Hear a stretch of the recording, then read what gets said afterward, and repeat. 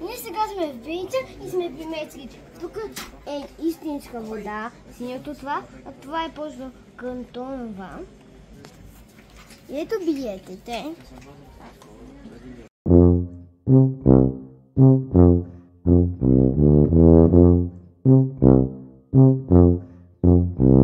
Къде е мечката? Ето е тук до дърветата, където спи. Тя се казва Мима.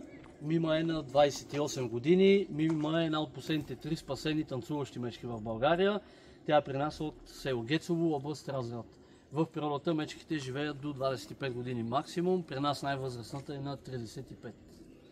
Барлога започва с тесен отвор, но навътре стига дължина и ширина около 3-4 метра. Винаги правят под дърво и винаги под наклон, за да не се наводни самата барлога. Спят от 3 до към 6 месеца зимен сън. А всички ли си имат имена?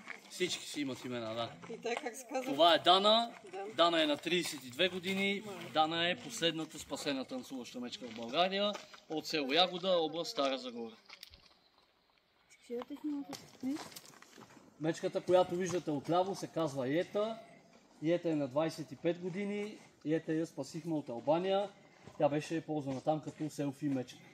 Имаме мечки от България, Албания, Хърватска, Сърбия и Северна Македония.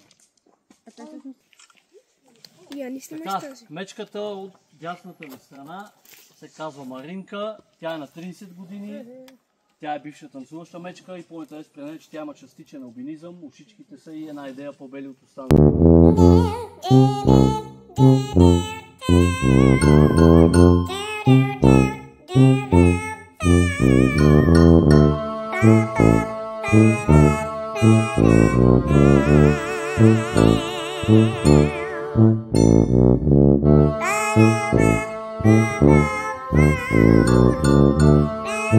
Тези мечки са много добри.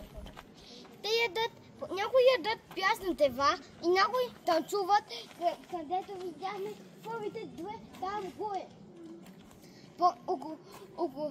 Ако знаете, ще танцувате и камена дамот. Ако го не знаете, аз ви кара. Така че сега продължаваме с мен.